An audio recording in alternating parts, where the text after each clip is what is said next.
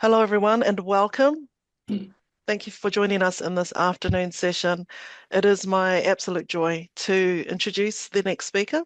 She is the Director of Engagement in the Arts, Education and Law Group and former Dean and Head of School of Education and Professional Studies. This is a role that she held from 2009 to 2023 at Griffith University, Australia. Her research and scholarship expertise includes student engagement, teacher professional learning, and school transformation, especially in the middle years. Donna works at state and national levels, shaping education policy, including as a member of the board of the Australian Institute of Teaching and School Leadership, or AITSL, since 2018, chair of the Teacher Education Experts Standing Committee of AITSL since 2019, and in previous roles as chair of QELI, which is the Queensland Educational Leadership Institute, for 5 years, chair of the Queensland Council of Deans for 7 years, and vice president of the Australian Council of Deans of Education for 2 years.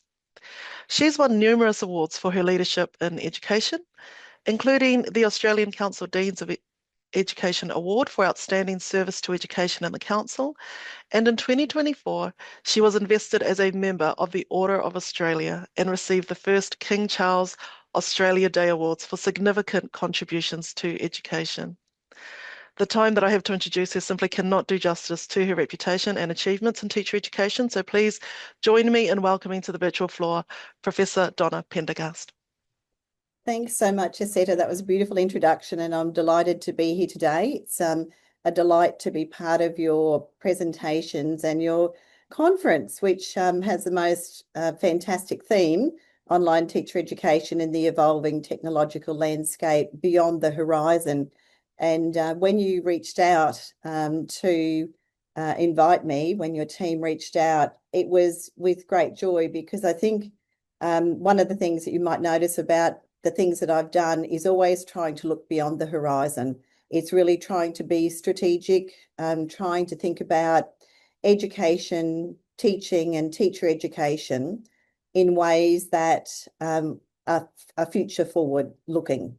And so this conference aligns very nicely for me with the kind of positioning that I've had over my career. You will also have picked up in that introduction that I spent a lot of time thinking about teacher education and working in the space of teacher education, especially in Australia, but also internationally, doing some work around international teacher education as well, so in other locations.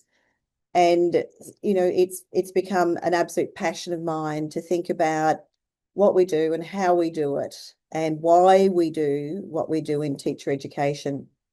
I wanted to begin by acknowledging the guest speaker and the keynote address this morning. So the guest speaker was Danny Pinkus from the Australian Institute of Teaching and School Leadership from AITSL. And you noted that I'm a board member of AITSL, and Danny provided a really nice introduction to teacher education, the kind of parameters, compliance requirements, the conditions at the moment here in Australia. And I'm going to actually refer back to some of the things, so there's a nice linkage there. And also to the keynote address, Professor Simon Buckingham from UTech Sydney, who you'll be absolutely fascinated to see the connections between our presentations. He starts off similarly to how I did, and I just loved that he talked about the complexities of our environment at the moment and what that means for us. So when I was thinking about this, I'm not an AI expert, I'm not a digital technologies expert, but I would say that I've got expertise in teacher education. And so my focus is absolutely on that part of the conference and that area, and also the kind of shifting sands that sit around that. So I'd like to acknowledge the traditional custodians of the lands on which we're meeting and pay respect to elders past, present and emerging, and extend that to all Aboriginal and Torres Strait Islanders people. This is Griffith University's painting, which captures the story of Griffith University here in Australia and our connection to country across a range of different sites and places. And for those of you who are joining us from different parts of the world, it's our practice to acknowledge our First Nations people as part of our presentations and activities as a normal practice.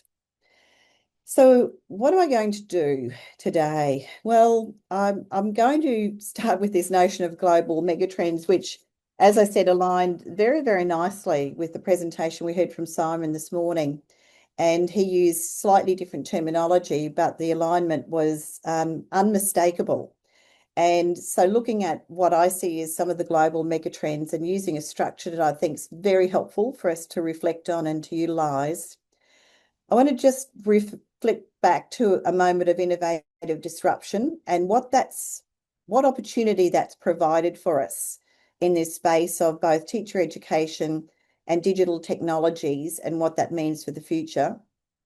I am going to talk about the United Nations Sustainable Development Goals, and that was in our little bit of the briefing around this particular conference is the connection to SDG 4 around education and the goals, the targets that are intended for us and the role that teachers play in achieving those particular targets. I'm going to share some of the things that I've been doing in this space as an example of, I think, what we all need to be doing, and that is our working in our sphere of influence and making contributions in ways that are comfortable for us because we're on this journey and this journey has had some really interesting uplifts and acceleration. But we all have to take that journey if we're going to be successful for the future. And then leaving you with a note about innovative disruption and transformation. So I talk about the notion of global megatrends, and I like this as a framework. I think it's a useful way of capturing some of the things that are happening around the world that are affecting all of us. And the notion of global megatrends is not new. It's been around for a couple of decades. Every 5, 10 years, the global megatrends are updated because you know what? Things happen. The world changes. Unexpected, even though they were predicted as part of a megatrend, there have been some disruptions to that. And so different directions have happened, and the megatrends themselves have had to be redefined. So the global megatrends that I work with are the CSIRO, which is a big research organisation in Australia that looks at our future and uses the notion of the global megatrends to talk about the next 20, 30 years. And it frames this within, obviously, all of the global kind of organisations that work in this particular space. This is post-COVID.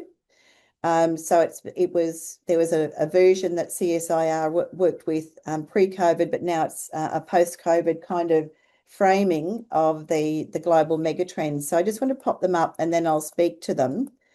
And this is the way, as I said, I really like to frame the context in which we're living. You know, the big world, the things that we need to be thinking about in our classrooms every day, and our teachers need to be thinking about in their professional lives. So what it is that they're going to take with them, the kind of person they're going to be, the need for development of optimism and hope, for building capacities in areas that are changing all the time.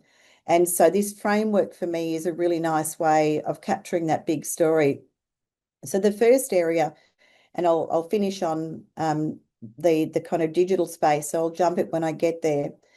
But the first is, you know, what we heard this morning from Simon. You know, he talked about this notion of these big changes that are occurring, leading to these complexity crises.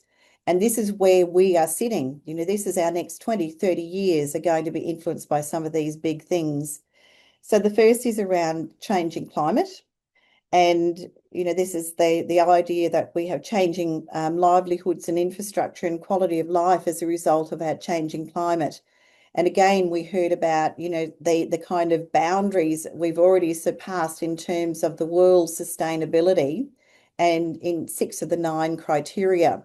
So this is the area that is really very significant for us. Just this week in Australia, there is a release of documents about the new projected flood lines within our communities. And should we be stopping to allow the development of canals, canal developments and homes right on the foreshore of rivers, lakes and the seaways, because the rising sea levels are going to mean that those places will no longer be waterfront, they'll be underwater. So where is our social responsibility in terms of making decisions now that literally within the timeline of these global megatrends, 25 years in the future, are going to be meaning that we have a significantly different place around us.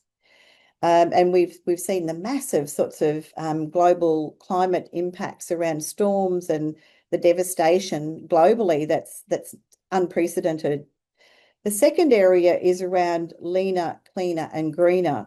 And this is the idea of the push towards net zero and beyond carbon and the protection of biodiversity and the use of resources more efficiently, given that we know and understand the impact that we as humans have had on our environment and our ability to, at this late stage, change our practices. So what does that mean for us as educators and for people living in our society? The third area is the escalating health imperative and the promotion of health. And this is in the face of, rising demand, demographic aging is another factor, diseases, unhealthy lifestyles, things like diabetes and cancers, which are lifestyle and highly preventable, but are creating the health imperative challenges that we face as whole communities. And what does that mean? And where is the place of technology in there? The fourth is the increase in efforts around, geopolitical shifts, which is an increased effort around global stability against the odds, because we've seen in the last 5 years an escalation of geopolitical conflict, and it's escalated rapidly. So these have been really much more rapid than what was predicted in the previous set of global megatrends. Jumping across the digital, diving into digital to the increasingly autonomous. And this is the connected to the digging in digital space. It's the rise of artificial intelligence, but also autonomic systems that can increase productivity and also outputs across all of our industries. So looking at an industry sort of application, and then unlocking that human dimension within all of this environment, the increased challenges around well-being, around resilience, around sense of belonging, around challenges to self-efficacy, and all of those sorts of factors that are becoming at the forefront, the increase in the rise of anxiety, etc., in our young people in schools, which are going to be increasingly evident. So let's just flick back to diving into the digital here. And this, of course, is the growing digital developments and the rise of the data economy and what that means for us.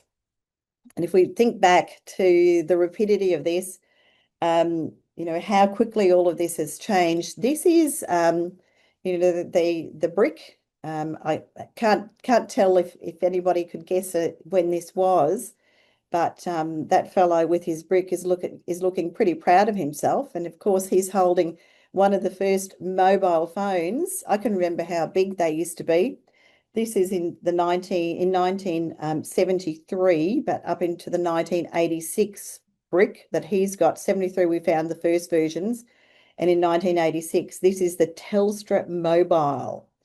And at the time, this fellow would have paid $6,700 for that device, which is the equivalent now of about $16,500.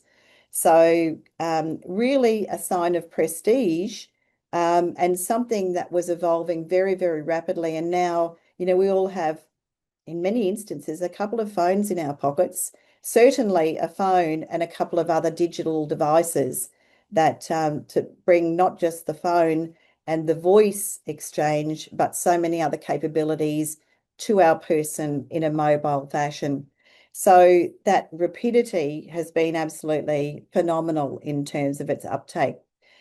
This idea of acceleration is one that I want to, I guess, highlight as part of thinking about teacher education and what we need to do as educators, because we're living in a world where everything is just getting faster and faster. The pace is increasing more and more and more. and the impact on our young people's brains. We'd hear about things like dopamine deficits as being a challenge for our young people in terms of their violence and aggression and their responses in classrooms. And the news, of course, is that the acceleration timelines are just going to keep getting faster and faster. So I don't know about you, but that makes me feel anxious, looking at that. Does it make you feel anxious too? I can see Sam and Aseta, and it's kind of, it gives me a sense of anxiety. So imagine if we think about that in all sorts of aspects of our lives.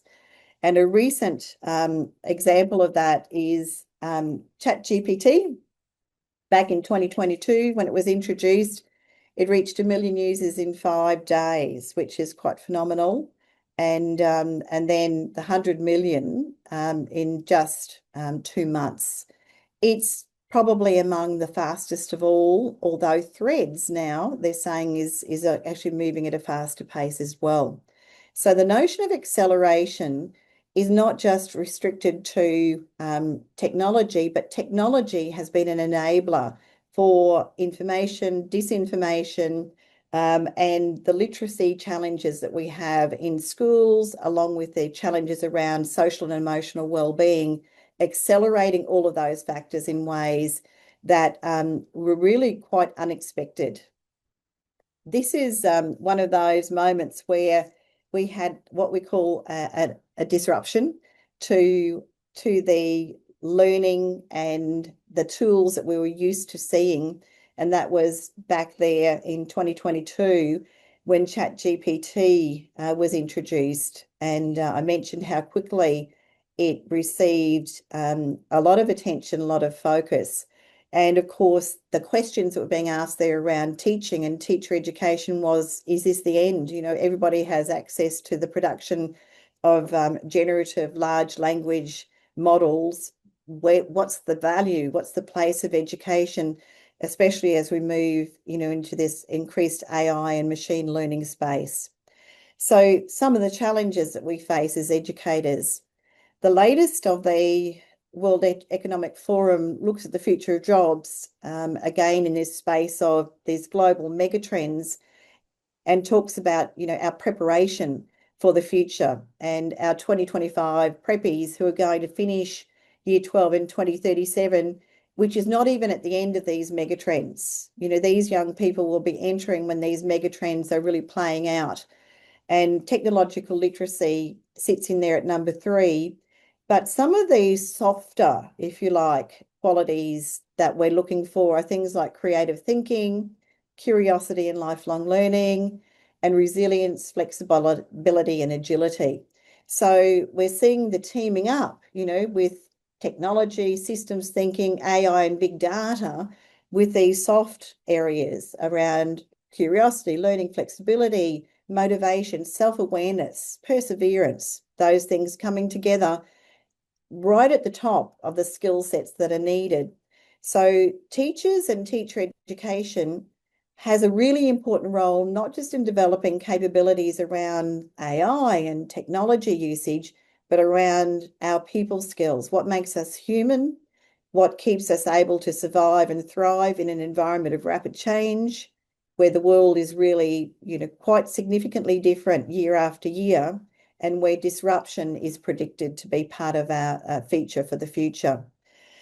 So a little bit about that big innovative disruption that occurred, or for some, it was a reform rather than an innovative disruption, and that is the 11th of the 3rd, 2020 through to the 5th of the 5th, 2023. And I'm sure you all know what I'm talking about. We can't ignore COVID. And that was when COVID was, according to the WHO, first declared a pandemic and then ended as a pandemic and became endemic to the world, which meant that it's part of the world ongoing. But it was a really big shock on the 11th of March when those decisions were taken and we suddenly found ourselves in a pandemic. Interestingly, it was about 100 years from the previous pandemic declaration. And we see that the turnover and the development of our, organisms tend to take about 100-year kind of timeline. So in some ways, it was quite predictable. but we weren't necessarily ready for it. And of course, what we know about the pandemic was that it had wide-ranging impact on student learning and well-being. And our students are still not back at school. There's still massive numbers of school refusal. We're still dealing with anxiety and changes to work practices associated with this, greater demands for flexibility. And importantly, the final point here is that the pandemic disrupted systems that affected those that were most vulnerable. So if we think about the Sustainable Development Goals and the role of educators in addressing those goals, that whole problem has become exacerbated and even more important for us to address. So this from McKinsey just shows the extent to which days of lost learning occurred.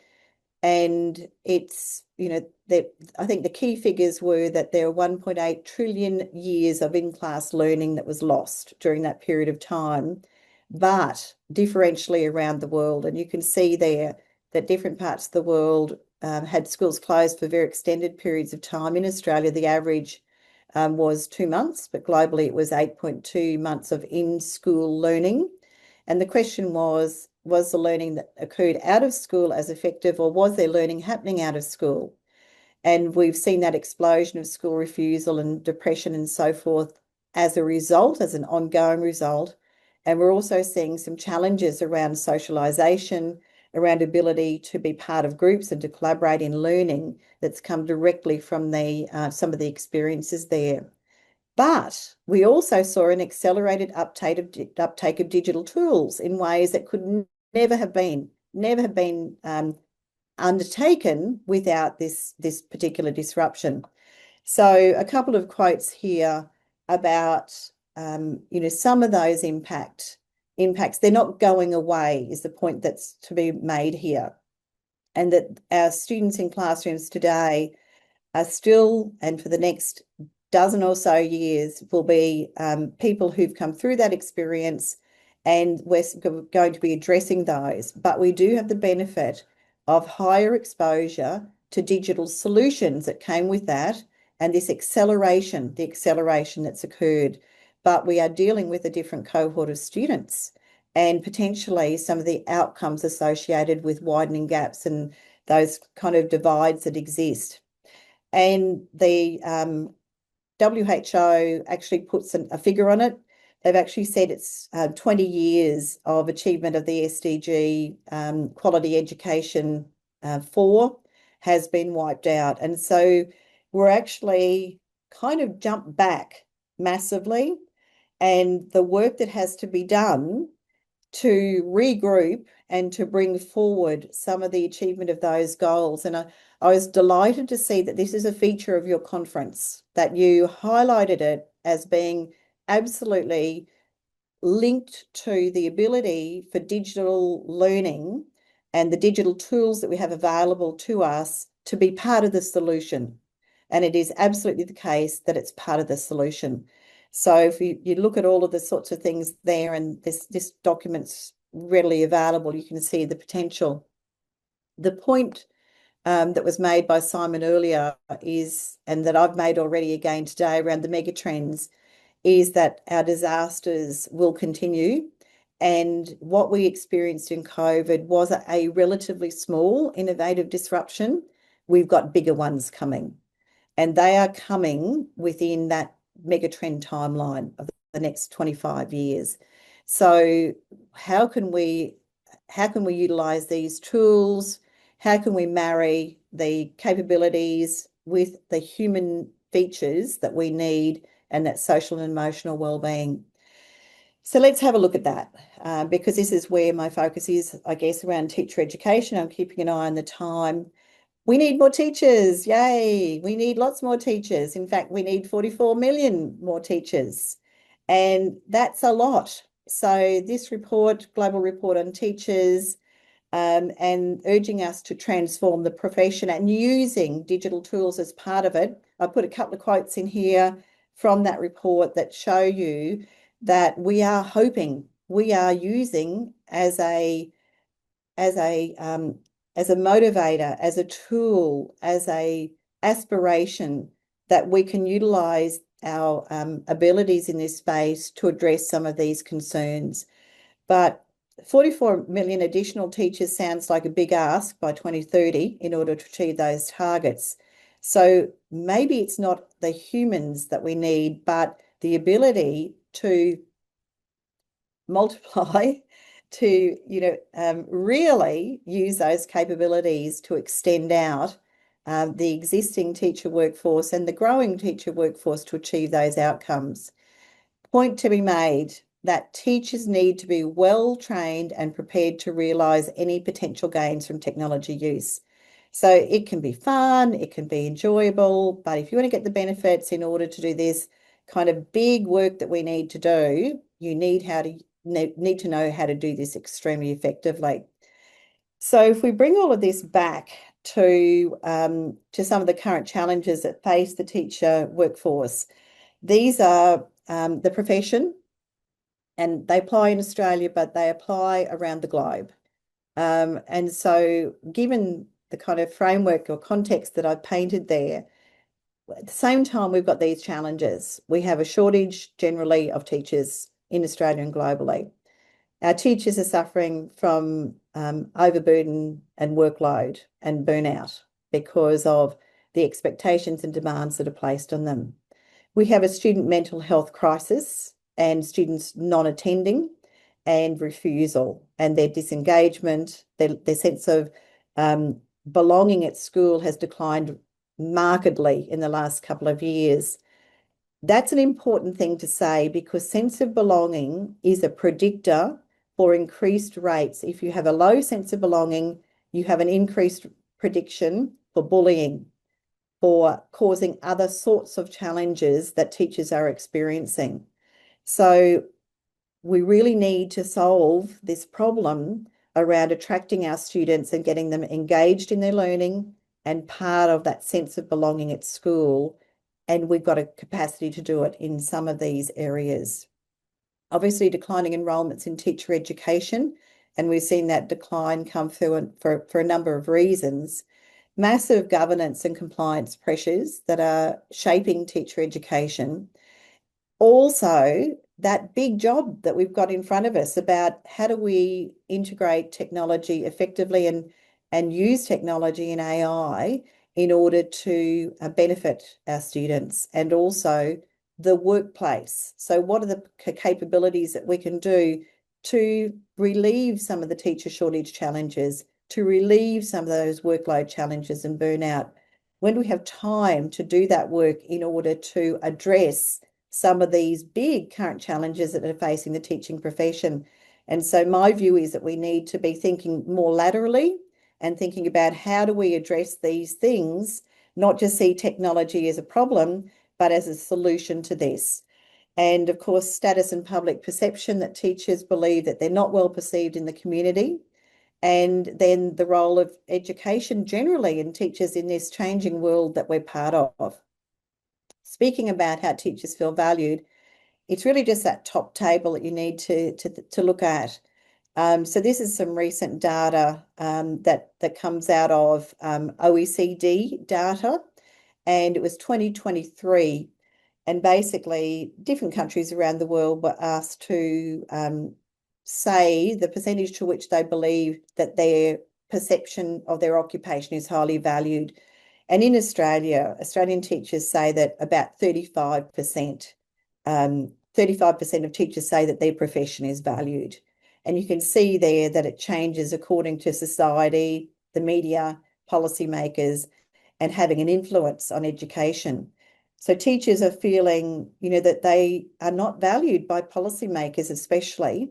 And so there's a kind of a gap, an agency issue where teachers believe their voice is not being heard in terms of the qualities and the value that they make in society. And, we're not radically different to some other parts of the world in terms of overall, but in Australia, and this was an interesting piece of information, we're actually rated third in terms of what the community says about teachers.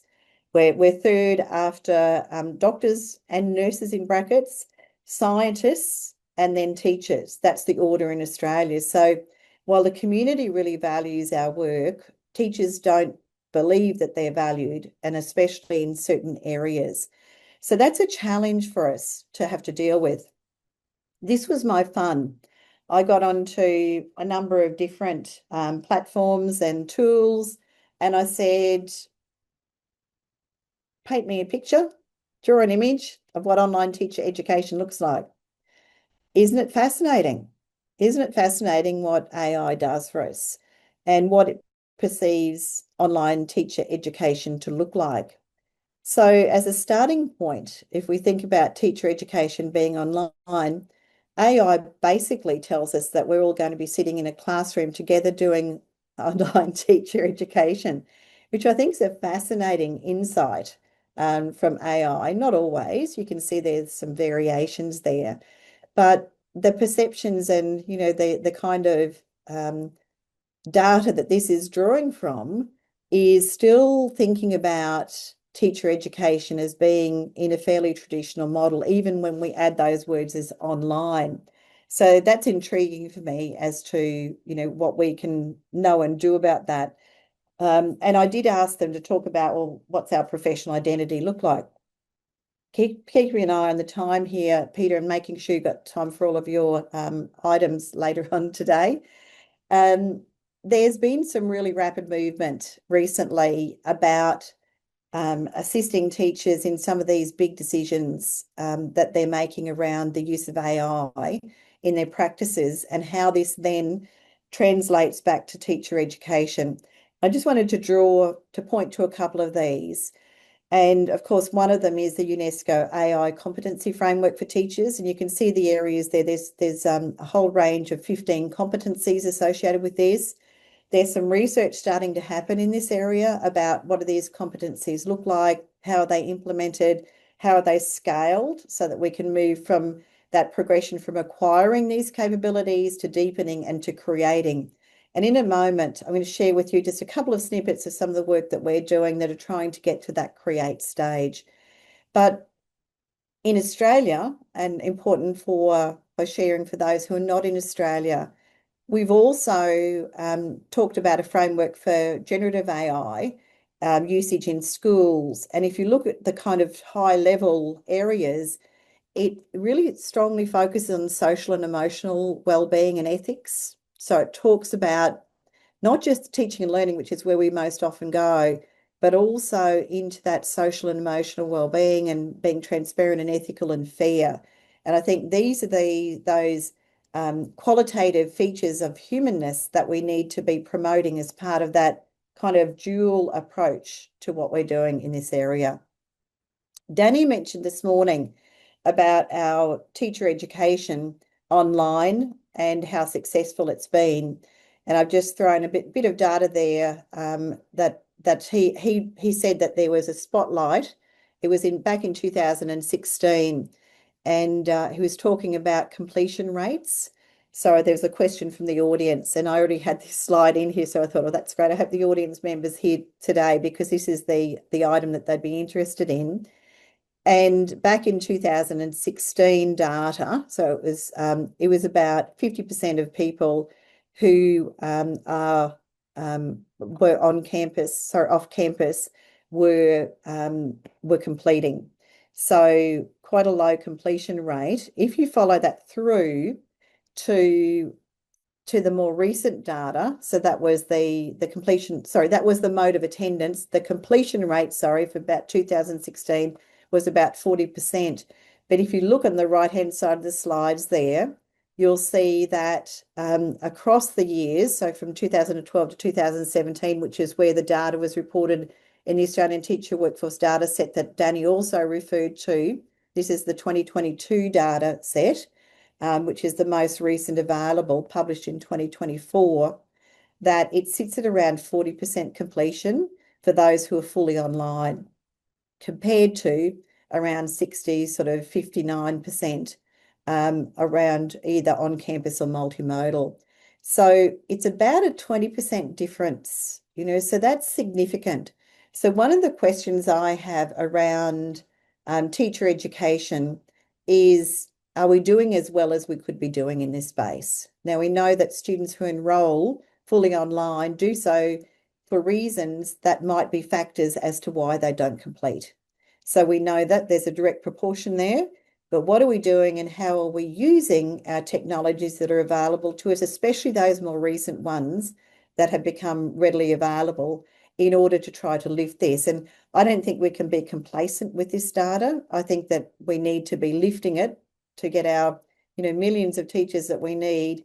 Here are people who are interested in being teachers. So my call is for us to actually address this issue. How do we go about doing that? And so I want to move now to a couple of comments about teacher professional identity and the importance of developing identity as a teacher, which includes that pedagogical subject expertise, our ethics and beliefs, our relational dimension, all of the things that I've talked about, the context in which we're operating, that personal dimension, but also self-efficacy, because teacher professional identity is directly connected to how competent teachers feel, their confidence and their competence to carry out their work. And so we're seeing increasingly that teachers are not feeling competent or confident to actually work in this space. And so for me, the direct hit that we can take is to develop confidence and competence, or teachers' self-efficacy in the use of technologies. And so that's some of the, as I said, some of the work I'm going to share with you. And collective efficacy is if you have a whole lot of teachers who are feeling self-efficacious about using and leading tools and activities and technologies, then you're going to get a big uplift in the overall outcomes for students. So I've mentioned that already. This is just a really basic learning behavior model that we use. And I use this with our initial teacher education students to talk about how you develop self-efficacy and move from being, low in confidence and competence and therefore mostly ignorant, to moving past doubt and misinformation to mastery.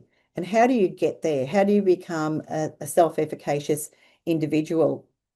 And there's really, when we look at the work of Bandura, you have to do a whole range of different things. You can't just do one thing.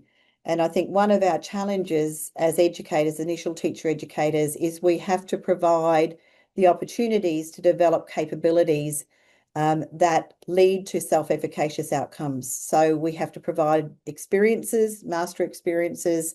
We have to also provide vicarious experiences, watching other people doing things. We have to be socially persuasive. We have to encourage people, provide verbal feedback, etc. And we have to show evidence, that physiological feedback about what works, in order to improve our behaviour and performance around this whole self-efficacy for our teachers. And it's in the environment where our young people in classrooms are actually out there using this technology probably more competently and confidently than we are. This data comes from Harvard School of Education, and it shows that, this is what our students are doing. They're out there using our technologies, and our teachers may be less self-efficacious, feeling less confident and competent than our young people who are actually the users out there.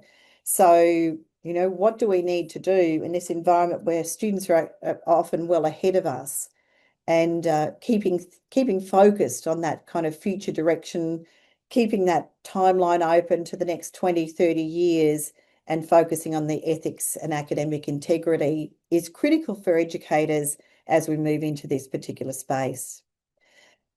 I'm going to probably not detail this, but just show you some of the things that I've been doing to dip my toe into this personally, because I believe that as all teacher educators, we are responsible for trying to work out our path in this particular space. And so I'm not going to unpack these. I'm just going to show you some of the things I've been doing with some colleagues. You'll see their names there.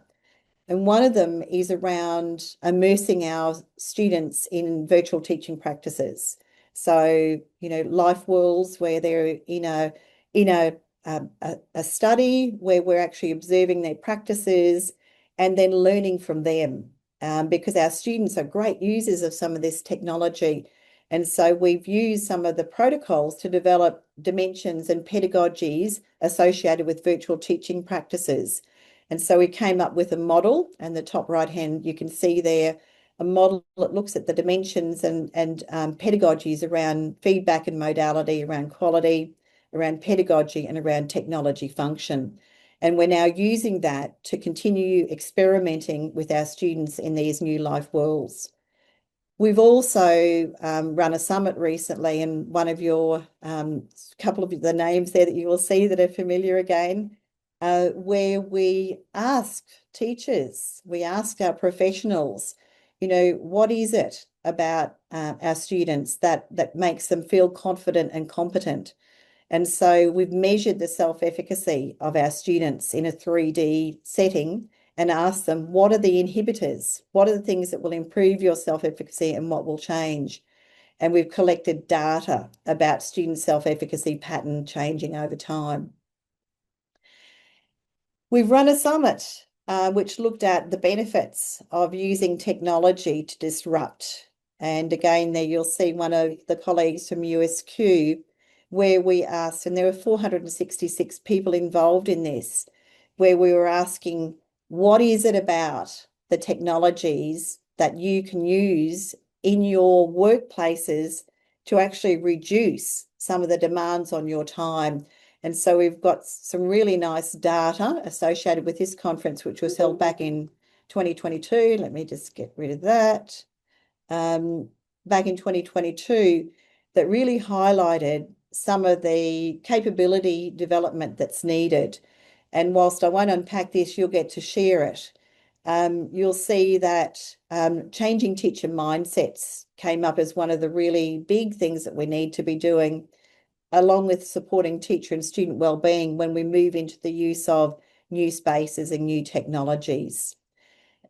In terms of the pandemic and its effect, you'll see that a quarter of the respondents there talked about the use of technology as being really elevated and experimenting with different ways of working with parents and families, of their practices changing and their innovations changing.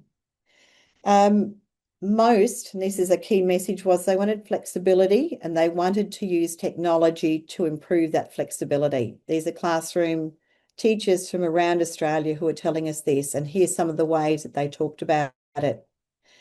And finally, I think this is the last example I share with you, is the MOOC, the massive open online courses, where a colleague and I worked with 33,000 students over 6 deliveries.